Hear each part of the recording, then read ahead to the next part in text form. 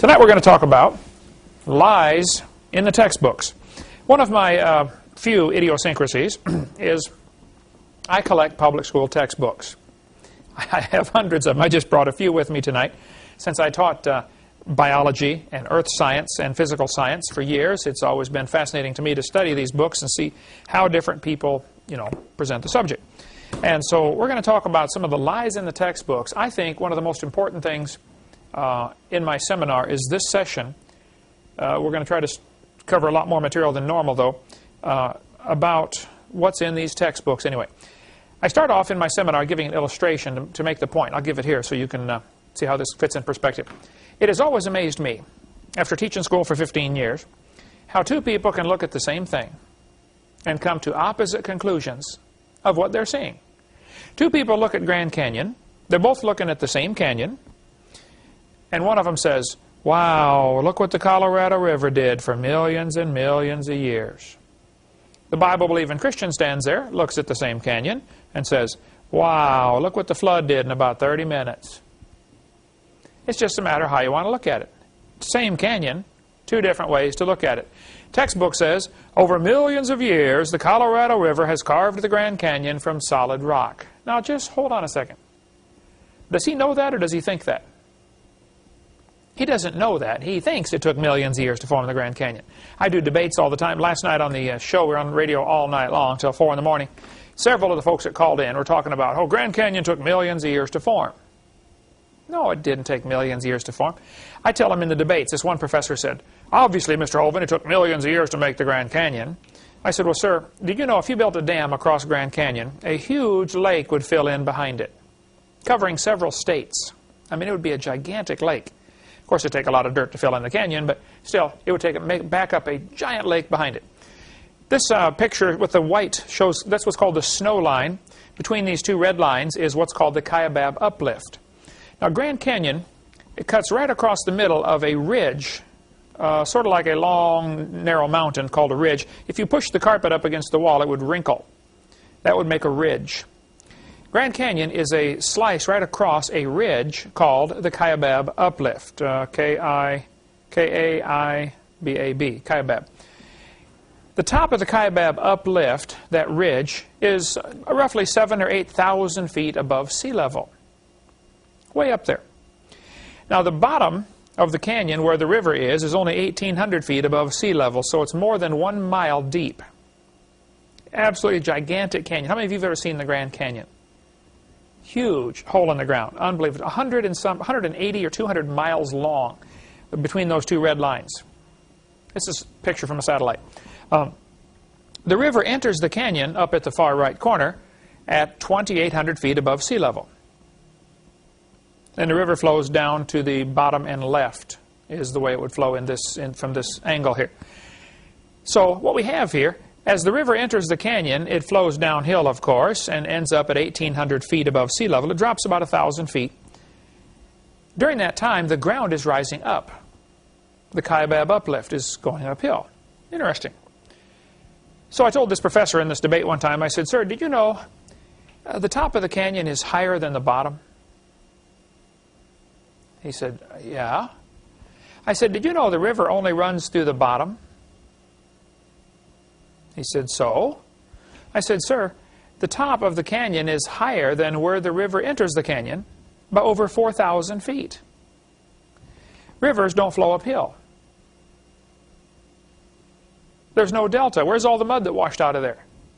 Usually when a river cuts through, makes a canyon or something, and all the mud that washes out is out at the outside. It flattens out into a delta. No delta for the Grand Canyon. There's no way that river made that canyon. The flood made Grand Canyon. Probably in a few weeks. Certainly not millions of years. See, while the sediment layers were soft after the flood, the water could erode that very quickly. Probably Grand Canyon formed within a few years after the flood, because the Bible says in Psalm 104, the mountains arose, the valleys sank down, and the water rushed off. During this time, probably huge lakes were trapped by the mountains lifting up, and it would take several weeks or months or years for that lake to overflow its own, find the lowest point, and overflow and make a spillway, and carve out Grand Canyon very quickly. Most of the river basins in the world were probably formed as the floodwater ran off during the last few months of the flood or during the first few years afterwards. There would be drainage patterns would have to be established, and as the water soaks out of the ground, gradually the ground would dry out and form the mountains and the rock layers that we have today. Okay, the Grand Canyon is what we call a washed-out spillway. Have you ever seen a farmer's built a dam on his property like Grandpa has on his property up there in Arkansas? If the water goes over the top of the dam, it'll find the lowest point and start going over that spot. Once it starts going through, it cuts a little groove, and then more water's rushing through, so it cuts the groove deeper and wider, so more water comes through. Especially if you have a lot of debris like sand and gravel and rocks and tree stumps and trees, it becomes like liquid sandpaper. It goes rushing through and carves the canyon out just in a hurry. And we'll get into more of that on video number 6 of about the flood, what caused that. Anyway, Grand Canyon is simply a breached dam. It was not formed by the Colorado River. So you need to be able to give, for the quiz, some reasons why we know the Grand Canyon could not have been formed by the Colorado River. There's no delta. The top is higher than the bottom. Those would be too good enough right there. But the rivers don't flow uphill. Okay. Does anybody know what this machine is? This farmer's holding? This is a calf puller. It's a come-along, a block and tackle, or come-along attached to a pole. Once in a while, a cow has a hard time having that baby calf, and so they get the calf puller out, hook the cable around the calf's legs, and jack the calf out of the cow. You get a few thousand pounds of pressure on there, that calf comes right out, no problem. Well, one day this farmer was out pulling a calf with a calf puller. It was a breech birth. That means the back feet were coming out first. That's not good. Normally calves are born head first. But this one, the back feet are coming out first. So the farmer had the calf puller out there and had the cable wrapped around the calf's back legs, and he's trying to pull the calf out of the cow. And a city fella stopped his car to see what on earth is going on. And the farmer said, "Come here, man, I need some help." He said, "I don't know nothing about cows." He said, "Just come give me a hand, would you?" He said, "Okay." So the city fella hopped out of the car, jumped over and helped the farmer pull the calf. He never said a word. He just did what he was told. Well, about 10 minutes later, the calf is fine and the mother's fine, and so they're walking up to the barn, going to get washed up, and the farmer said, "Man, I want to thank you for helping me." The city fellow said, "Oh, I was glad to help, glad to help." The farmer said, "Have you ever seen anything like this before?" The city fellow said, "No, sir, I've never seen nothing like this." The farmer said, "Well, do you have any questions?" He said, "Yes, sir. I got one question. It's been bugging me for 10 minutes. The farmer said, "Well, what's your question?" The city fellow said, "How fast do you figure that calf was going when it ran into that cow?" No, fella. We are not separating the wreck here. How fast was that calf going? Two people looking at the same thing, and one of them's getting the wrong idea of what's going on. Well, the Bible warned us that was going to happen. In 2 Peter chapter 3, it says, "Knowing this first, there shall come in the last days scoffers." There are people that scoff at the Bible. And it says they're going to walk after their own lust, and they're going to say, "Where is the promise of his coming? For since the fathers fell asleep, all things continue as they were from the beginning of the creation." Now that's an important verse. We don't ask you to memorize too many verses for our class here, but I want you to memorize 2 Peter 3:3, 3:4, and 3:5. And we'll put those on the test here. 2 Peter 3:3, 3:4, and 3:5. 3:4 says, the scoffers are going to say, "Where is the promise of his coming? For since the fathers fell asleep, all things continue as they were." That's a very important phrase. What that means is, the scoffers are going to say, the way things are happening now is the way they've always been happening. For instance, they look at Grand Canyon, big old huge slice in the rock, and they notice the river running across the bottom is eating rocks off the bottom. It's eroding it, making it deeper. So they study the canyon for 20 years and say, we calculated over a 20-year span that the Grand Canyon gets deeper about 1/8 of an inch every year. The rock is being worn off. That's probably true. I wouldn't argue about that. And they'll say, "See, this canyon is, 6,000 feet deep, and at 1/8 of an inch a year, that proves it's, X number zillion years old." Now, hold it. You're assuming that what you're watching now, 1/8 of an inch per year, is what's always happened. Right there is the faulty assumption. 99% of that canyon was formed in a couple days, and the last 1% has been happening over the last 4,400 years since the flood. But they assume what we see today is the way it's always been happening down through history. That is called uniformitarianism, which will be a word you need to know. We'll get into that in a second. I'll put it up on the board here. The scoffers, the Bible says, will be willingly ignorant of how God made the heavens and the earth standing out of the water and in the water. We covered that in the previous sessions about what the original creation was like, how that the earth was made with a canopy of water overhead, and it was in the water and out of the water. And the scoffers are ignorant of the flood, whereby the world that then was, being overflowed with water, perished. This world was destroyed by a flood. And the scoffers don't want to admit there was a flood because that means, God has the authority to judge His creation. And He does, folks. This is His world. He can wreck it if He wants. Well, one of the scoffers in the last days was a fellow named James Hutton. In just about every science book, you read something about James Hutton. He lived in the late 1700s. He wrote a book in 1795 where he said, I think the earth is much older than everybody says. Now, you need to understand the history here. In the late 1700s, of course, we had our American Revolution. The English call it the Rebellion. We had our revolution in 1776 and rebelled against, King George, threw the tea in the harbor, making it unsuitable even for the British to drink. And in 1795, James Hutton wrote his book and said, I think the earth is millions of years old. Now, during this time, almost everybody in America, at least, and in the Western world, believed the Bible. They were strongly influenced by Christianity. And most everybody believed the earth was about 6,000 years old. So James Hutton comes along and says, I think it's, millions of years old. Well, that was a pretty new thought, and not many folks believed it. Also, during this time of the end of the 1700s and early 1800s, there were many revolutions going on. There were countries rebelling against the idea of a monarchy, a king. We had the American Revolution, the French Revolution, the Spanish, the Polish, the Italian, the German.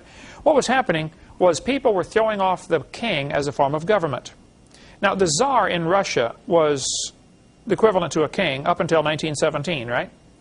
Russia kind of escaped this. They kept their monarchy intact, long after the European revolutions were going on. But many countries were having revolutions to get rid of the king. They thought, we ought to have a different form of government called a democracy. And here the Bible says you should honor the king. And so some people thought the Bible was an obstacle to their political objectives. So, like this textbook says, many people thought the earth was only a few thousand years old.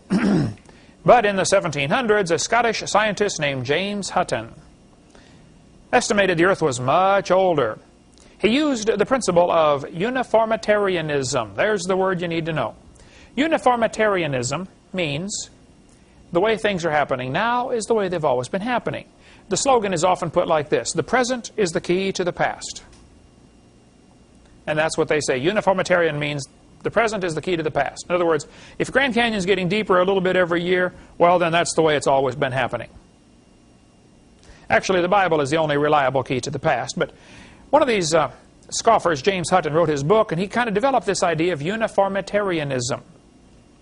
Now, a young lawyer from Scotland named Charles Lyell read that book and became very influenced by it.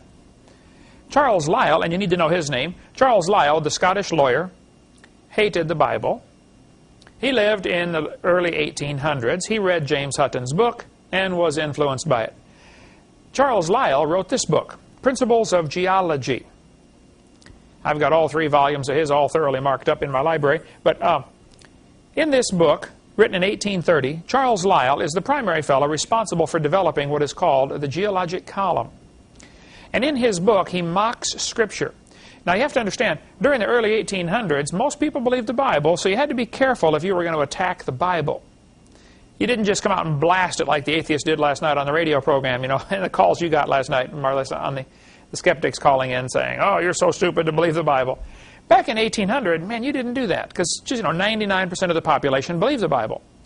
So you would blast Christians and you wouldn't have any friends left. So the way he did it was interesting. He used scoffing to scoff at the Scripture. For instance, on page 30 he said, they reach false conclusions and futile reasoning and ancient doctrines sanctioned by the implicit faith of many generations and supposed to rest on scriptural authority. This is a backhanded way of poking fun at the Scriptures for those idiots who dare to believe the Bible. He said on page 41, this other guy remarked how much the interests of religion, now watch this phrase carefully, the interests of religion as well as those of sound philosophy had suffered. In other words, religion and sound philosophy suffer when you mix them together. What's he trying to say here? You mean you can't have religion and believe the Bible and also have sound philosophy? That's what he's trying to imply by perpetually mixing up the sacred writings with questions in physical science. Here is where, and they do this today, they try to make it look like the Bible and science cannot be put together. Well, no, the Bible and science get along fine. The Bible and evolution do not get along fine. But by saying the Bible and science don't get along, they're trying to imply that evolution is part of science, and it's not. 41, he reasoned philosophically against those who regarded the disordered state of Earth's crust as exhibiting signs of the wrath of God for the sins of man. And of course, if you look at the world from a biblical perspective, you see the flood in the Bible, and you look at the Grand Canyon, you say, wow, that's the wrath of God for the sins of man. But some people don't want you to look at the world and see the wrath of God for man's sin, because then you might end up getting saved. And so the devil has got a lot of folks looking at Grand Canyon saying, wow, it took millions of years of evolution. And that way they miss an important object lesson to remind them of the wrath of God on the sins of man. So Lyle here is mocking this idea. He talked about religious prejudices. You know, if you believe the Bible, you're prejudiced. He said, men of superior talent, he's talking about himself, who thought for themselves. Now, what do you mean by this? If you think for yourself, you will be of superior talent. And he said, and they were not blinded by authority like the Bible. This is another one of those backhanded jabs trying to say, well, if you believe the Bible, you don't know how to think for yourself. And I get that every week in debates and in call-in talk shows and stuff with us. Oh, you believe the Bible, you don't know how to think for yourself, huh? Well, yes, I do know how to think for myself. And I think I've studied it very carefully, and the Bible is absolutely right. Simple as that, okay? Lyle said his goal was to free the science from Moses. What's he mean by that, you think? Most scientists in this time were Christians. They thought science got along just fine with the Bible. Lyle said he wanted to free science from Moses. In other words, you know, get rid of this idea of a flood and a creation. Let's put millions of years in here. That's what Lyle wanted to do. Okay, scientists who thought that Archbishop Usher's estimate, or even 10 times this, was an immense length of time, were in for a rude shock when they started looking closely at the solid part of the earth. Oh, there's another backhanded stab at the Bible. In other words, yeah, you might believe the Bible's true, but when you really look at science, you'll find out it's not. And there are professors today that do the same thing to their students.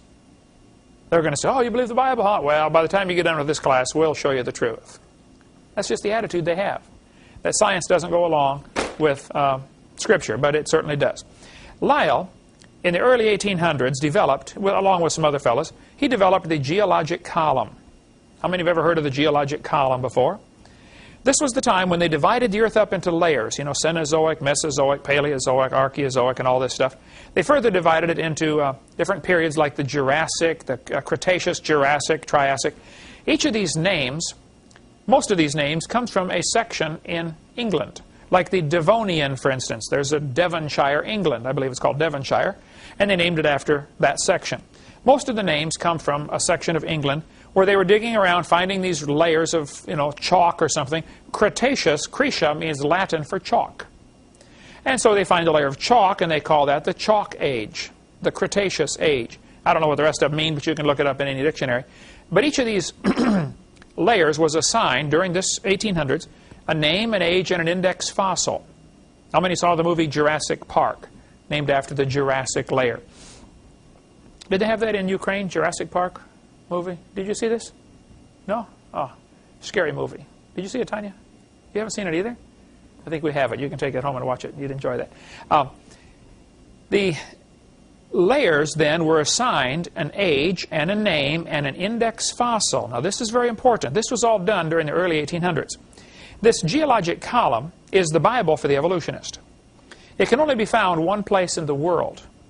The only place you can find the geologic column is in the textbooks. In the textbooks, they talk about, here's an earth science textbook, about how, you know, during the Cenozoic and Mesozoic and Paleozoic era, they've got it all figured out like, wow, this is, you know, millions of years old, and it's just simple baloney. The geologic column cannot be found in the world. Most places are missing about 70% of the geologic column. No place in the world contains all the geologic column in the right order. Now, one professor I debated said, Mr. Hovind, we've got 26 places where we found the geologic column in order. I said, no, what you mean is you've got 26 places where you found the fossils in order that you expected. That's all.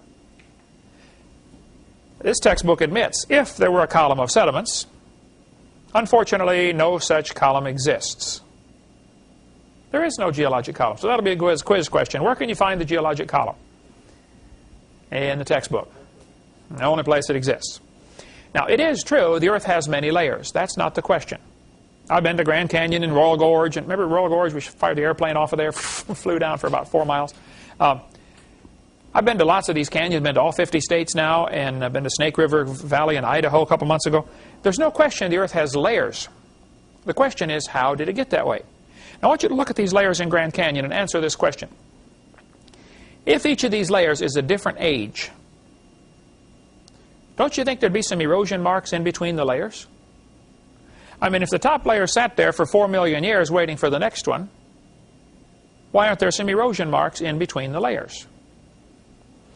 So one of the quiz questions will be, what are some ways to show that the layers of Earth are not vastly different in ages? How do we know those two layers right on top of each other are not millions of years apart, even though the textbook says they are? Well, one way we know is there are no erosion marks between them.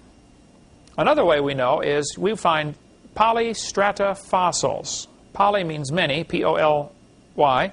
Strata, S-T-R-A-T-A. Polystrata fossils are fossils that run through many different layers, and I'll show you pictures of those in just a minute.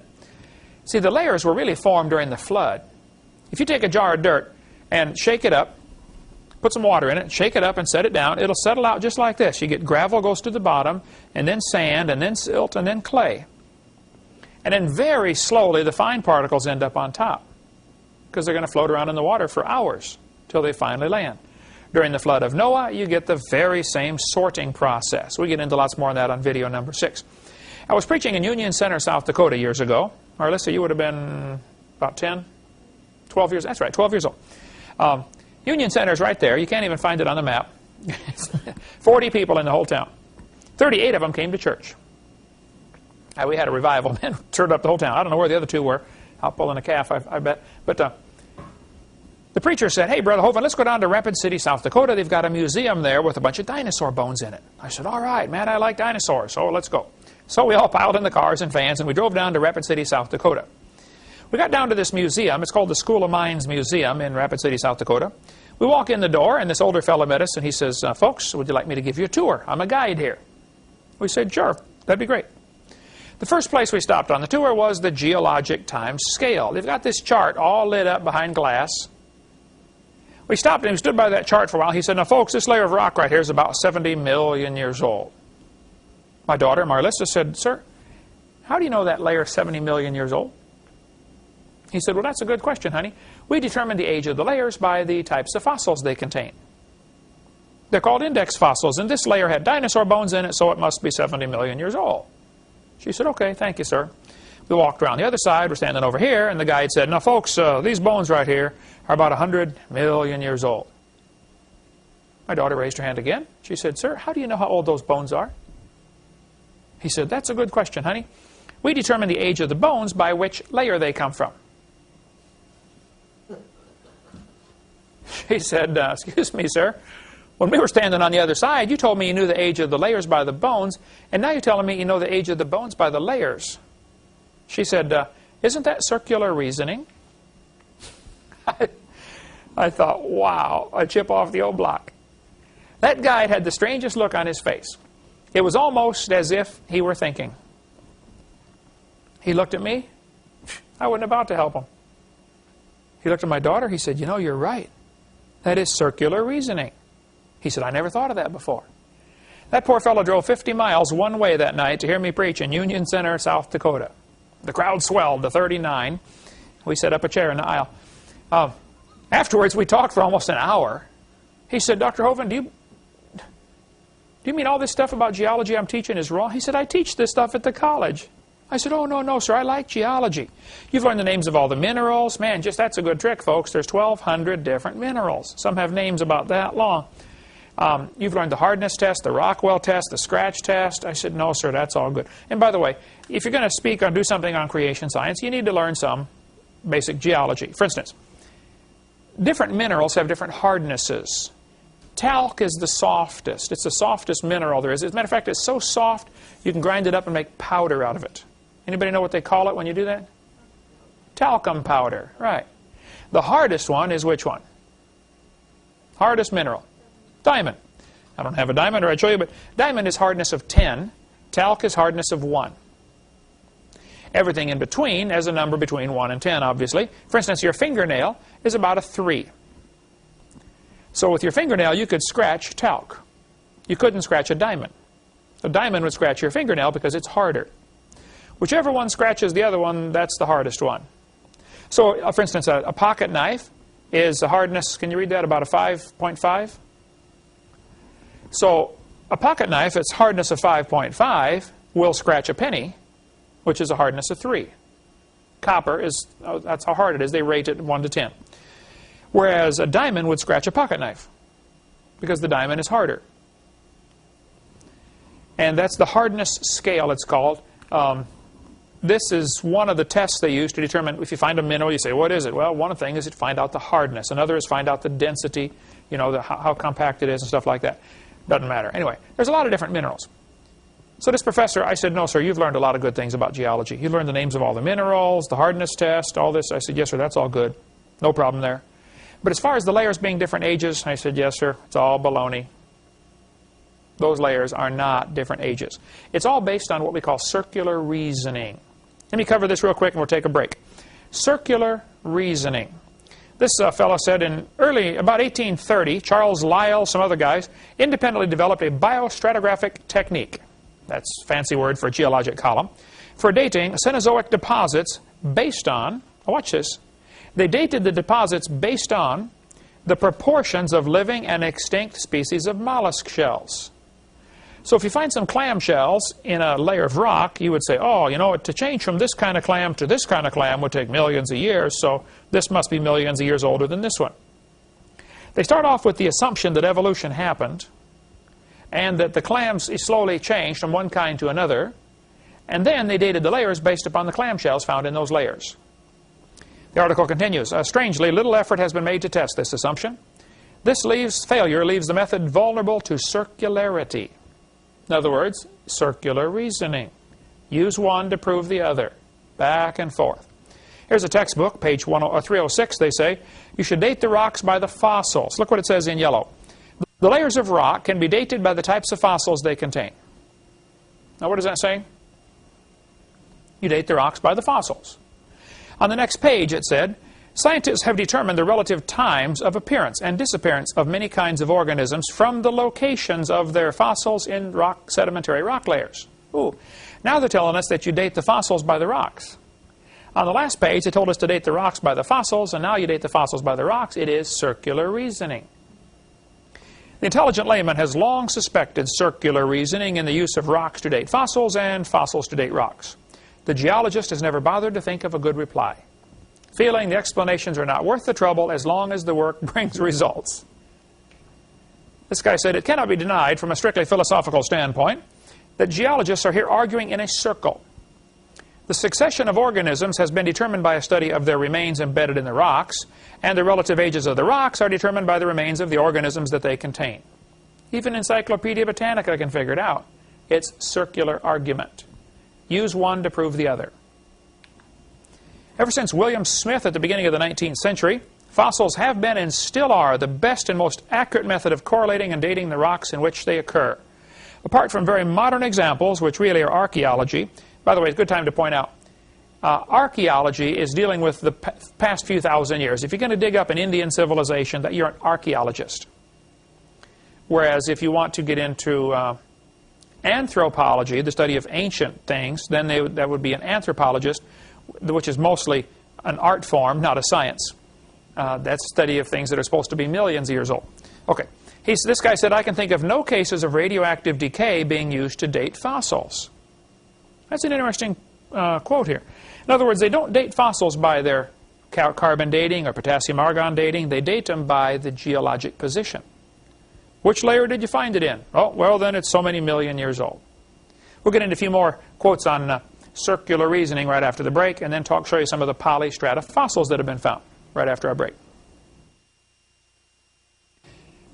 All right, let's talk some more about circular reasoning and how the geologic column is tied in. This author said, radiometric dating would not have been feasible if the geologic column had not been erected first. What he means by this is, you can't tell the age of a fossil with radioactive dating, like carbon dating. You must first know the approximate age from the geologic column, which is why they generally will not date, unless you trick them into doing it, they won't date dinosaur bones with carbon dating because they assume dinosaurs lived 70 million years ago and carbon dating only goes back 30 or 40,000 years, and so they won't even do it. But when they do date dinosaur bones with carbon dating, it comes back 20, 25,000 years old. Not millions of years old. Okay.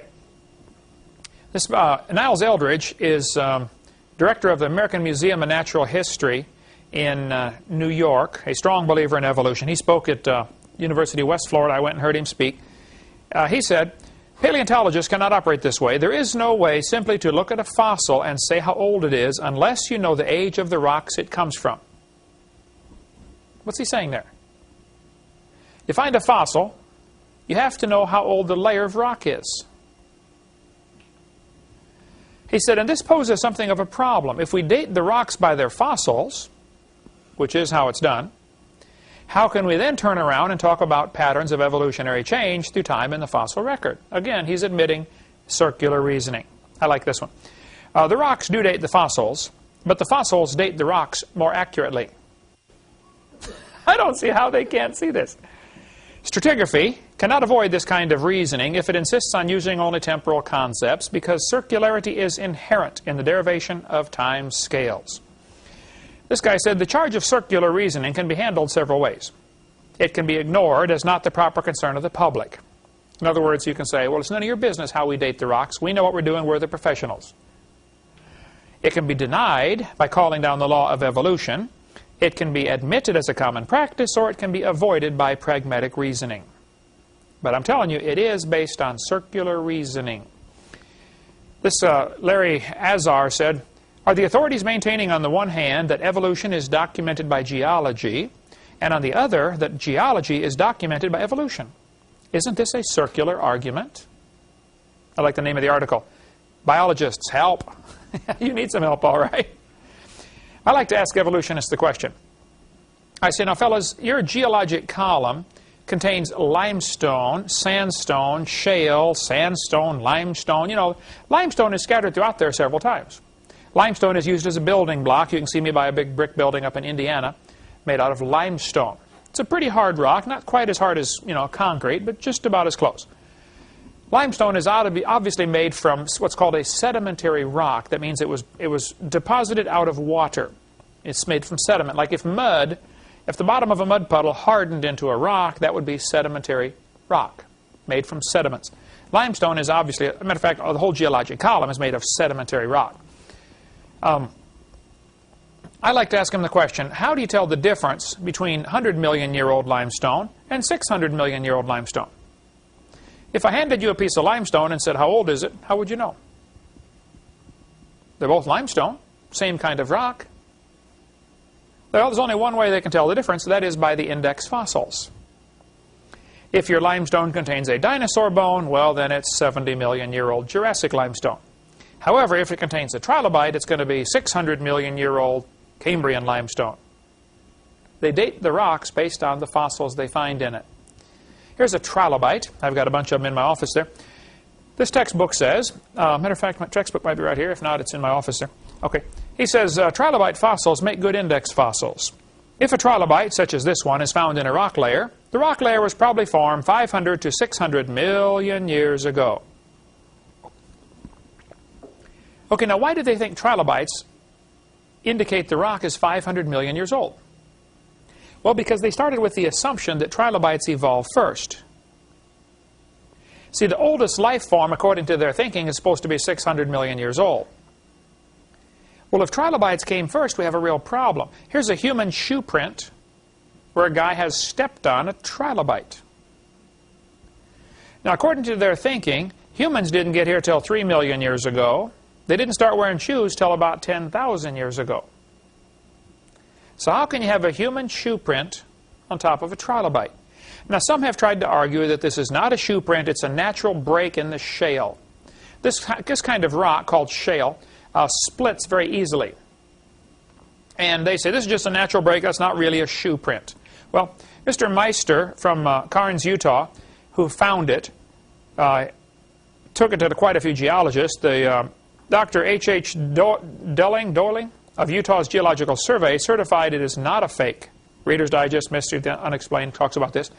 A human shoe print smashed on top of a trilobite, on top of a smashed trilobite, would indicate trilobites and humans lived at the same time. Which I could have told them. The Bible says God made everything in 6 days. Some people say maybe aliens visited the planet. That's what happened. 600 million years ago, aliens came down here. One guy said maybe a large trilobite shaped like a shoe fell on a small one. Well, there are some big trilobites, I'll admit, but they're not shaped like a shoe. 2 Peter's got the best explanation. The scoffers in the last days are willingly ignorant of the flood. Probably trilobites dwell at the bottom of the ocean, go through the mud down there or something, and they do have gills for living in water. And probably during the time of the flood, the crust of the earth is flexing back and forth, and what used to be the bottom of the ocean is now above sea level. And people are running across this area trying to find a mountain to keep out of the water. And somebody stepped on a trilobite, which before had been at the bottom of the ocean. Trilobite eyes are incredibly complicated. This Science News back in 1974 said that trilobite eyes have the most sophisticated eye lenses ever produced by nature. Well, I disagree. They said they were produced by God. But the trilobite eye sometimes will have 1,500 lenses, which means he could actually see all directions at the same time. He can see behind him and see above him and see around him, all at the same time. Even Stephen Gould says the eyes of the early trilobites have never been exceeded for complexity or acuity.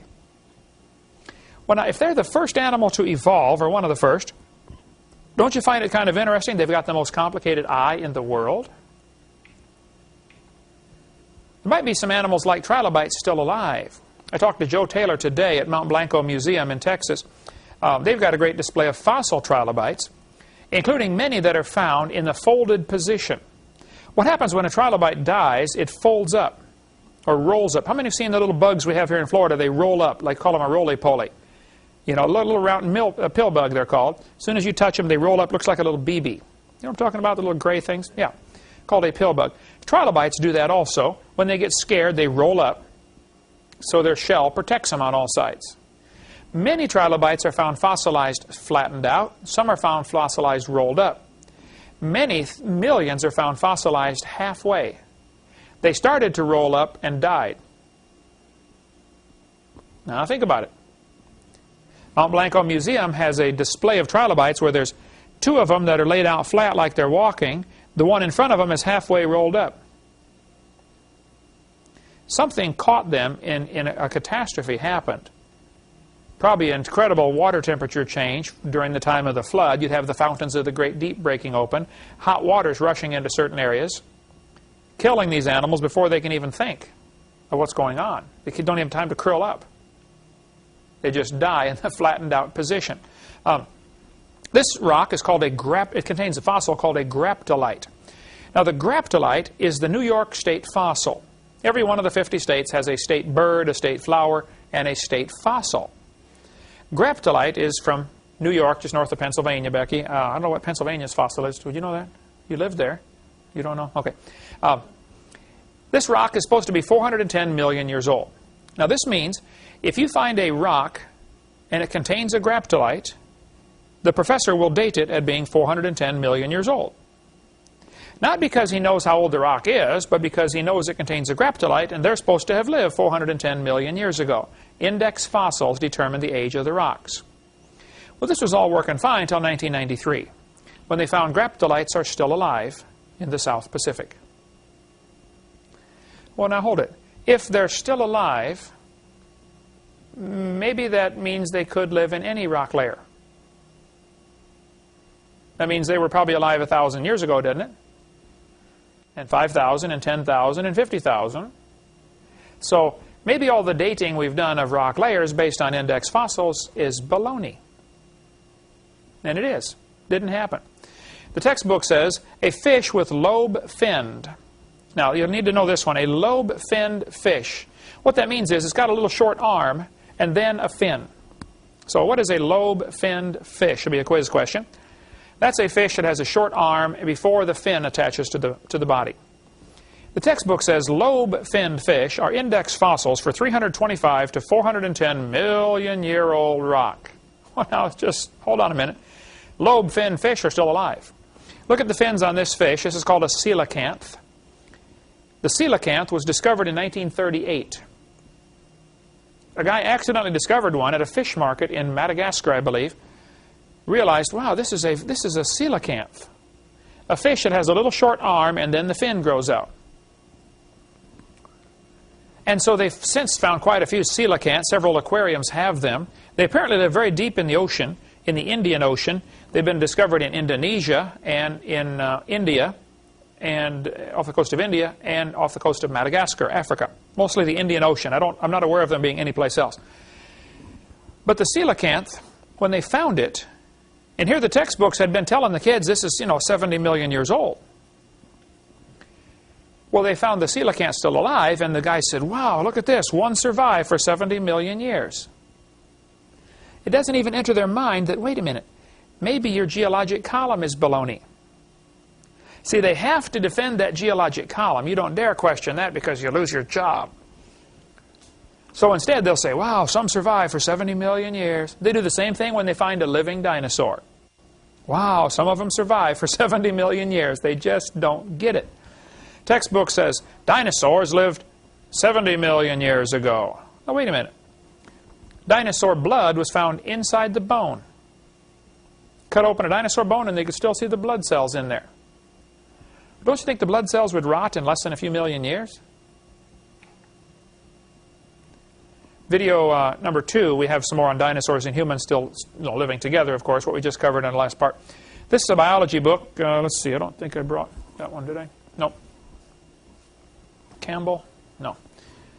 He says 18-million-year-old magnolia leaves from Idaho shale were still green when the rock was first cracked open. Now, what's the problem with his statement? He assumes they're 18 million years old. Truth of the matter is, probably that Idaho shale buried all sorts of things at the time of the flood. In the Reader's Digest, Mysteries of the Unexplained, there's a whole section about living toads that when you break open a lump of coal, a toad jumps out. Many stories have been told like that. In France, they were blasting a tunnel through a mountain to put in a railroad line, and they broke open this huge boulder of limestone, and with a piece of dynamite, they stuck some dynamite in, blasted this big rock to get it out of the way, and a pterodactyl stepped out, stretched its wings, 10-foot 9-inch wingspan, leathery skin. It squawked and died. Now how? Here they are in the middle of a mountain, solid rock. They've been blasting in this to make this tunnel, and a pterodactyl steps out. When they looked at the boulder that they just broken in half, there was a perfect impression of the pterodactyl on both sides. How would you explain that? Becky? Well, the rock cells evolve into an... Oh, rock cells evolve pterodactyls in the middle of them. Yeah, that could be. Well, I have a theory about that. During the flood, all sorts of things were buried. Many were buried alive. Now, frogs or toads, during the winter, they dig down into the mud, cover themselves up with a coating of mud, and go to sleep. How long can they last? Can they hibernate 5 years? 10 years? 4,400 years? I don't know. But I know there are lots of stories where live toads or live lizards have come out of rock. And I'll show you the stories in Reader's Digest, Strange Stories and Amazing Facts, or Mysteries of the Unexplained. These stories are told in many of these books, and it gives the documentation of who it happened to. Sometimes the toads are kept alive for weeks afterwards.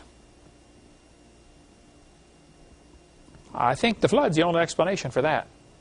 Get these live animals trapped in these rocks. They're going to say each of the layers is a different age. Well, now, hold on just a minute. All over the world, we find petrified trees standing up. Darwin didn't like to round off the numbers, so he said the Wealden deposits in England were 306,662,400 years old. Oh, that's real good, Charlie. How do you know this now? Explain this to me. Here's a petrified tree standing straight up. This one's in Germany, but they're found all over the world. Petrified trees standing up. Notice it's running through many different layers of rock. This is another one of the proofs that the layers of rock are not different ages. Here's a petrified tree with me standing next to it. This one's from Yellowstone National Park in Wyoming. In Yellowstone, there's this place called Specimen Ridge. I was there a couple years ago when Eric graduated from the college out there. And we went to Specimen Ridge. There are petrified trees standing up. None of the trees are more than 500 years old. They have less than 500 rings. Many of them run through 4 or 5 layers above the one that they're in. Nearly all of them have roots that go out a short distance and stop.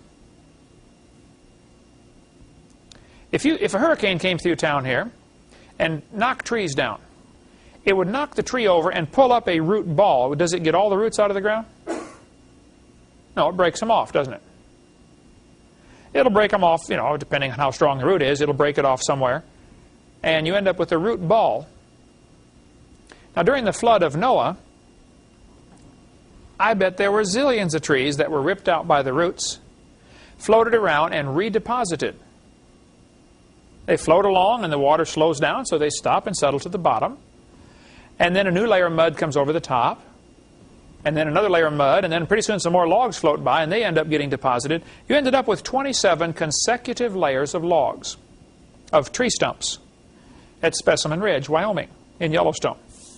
Now, the evolutionist will say, see, this proves the Earth is millions of years old, because what happened, the forest grew at least 500 years, then it was buried, then new trees started to grow, and they lived at least 500 years, and then they were buried, and then new trees started to grow. So you got to take 500 times 27 minimum, which is what, 14,000 or 13,500 years. They'll say this is minimum of 13 or 14,000 years old. No, no, no. These stumps go, if one tree stump goes up through into another layer, it didn't sit there for millions of years waiting for the next layer to come. It would have rotted and fallen over by then. When a tree dies, it rots in a few years and falls over. Petrified trees that are standing up are found all over the world. There's a guy by one in Joggins, Nova Scotia. Quite a few have been found there. I got some other more modern pictures. Here's one from Alabama. This guy's a friend of mine up in at Troy State. No, Don Patton, I don't know Don McDonald, but I know one of the other guys there. He said, we find petrified trees in coal all the time. He's a miner. They dig up coal seams, and you find this tree, and it extends up right out of the coal into the next layer of rock. Sometimes the top part of the tree is petrified, and the bottom part of the tree is coalified. I got a rock in the right above your desk there, Becky. The outside is petrified, the inside is coalified, turned to coal. Same rock. Interesting. Here's some from Joggins, Nova Scotia. This family took these pictures for me. From the little kid sitting there putting her hand on a petrified tree standing up. Can you see that one? It obviously went way down. Most of the pieces have now fallen out of the cliff. But there are petrified trees standing up, running through multiple rock layers. In Germany, they're found. In France, in many parts of the United States, these petrified trees are found. In California, they find lots of petrified trees standing up, running through multiple rock layers. Sometimes the trees are upside down. The big end is on top. Now, how could this happen slowly over millions of years? I've thought about it for a long time, and I think the evolutionists really have only 2 ways to solve this. Number one, they can say the trees stood there for millions of years while the dirt slowly formed around them. What would be the problem with that theory? the tree would rot. The tree's going to fall over. It's not going to stand there for millions of years. Or number two, the trees grew through hundreds of feet of solid rock looking for sunlight. Well, then you got the problem, who planted the seed? And how did it know there was sunlight hundreds of feet above it? The simpler solution is the trees were buried in a big flood. See, how fast was that calf going? Keep that thought in mind, right? The flood formed nearly all the layers of rock that we see in the world, and we have polystrata fossils to prove it. We'll get into more of that later. This geologic column does not exist anywhere in the world except in the textbooks. But you need to understand the history of the times. In 1830, when that book came out, things were becoming pretty prosperous in the world. It was the age of industrial revolution, lots of new machines. In the old days, if you wanted to make a shirt, you had to go get the cotton, spin it into thread, weave the fabric, sew the shirt. It might take you 3 weeks to make a shirt. Now they got machines that can make a shirt in 3 hours. Wow. Now instead of spinning the thread by hand, with their, pedaling their spinning wheels, you got a big machine to make it in a hurry. And the more machines that came on the line in the early 1800s, called the Industrial Revolution, the more prosperous things became. I mean, all of a sudden, you didn't have to work, 8 hours a day just to prepare food. You could do it in 2 hours a day. You didn't have to spend 3 weeks harvesting your corn. You now have a machine that'll harvest the corn in 3 hours. So once things, it starts to allow you to get more done in a day, to make more money in your lifetime, and everything's becoming very prosperous. And so some people thought, we got everything we need. We don't need God anymore. And often when times are good, people turn away from God. When times are bad, they turn to God. Some people say, boy, if God had given me $1 million, I'd tithe. No, probably if God gave you $1 million, it would ruin you. You'd end up getting away from God altogether. That's probably, and God knows that's what would happen. It does to most folks. Doesn't have to, but it just seems to work that way. So in the early 1830s, people were believing the Bible was true. The flood formed all those layers. Lyell comes along and says, no, these layers formed slowly. And they started believing it, and it turned them away from the biblical worldview.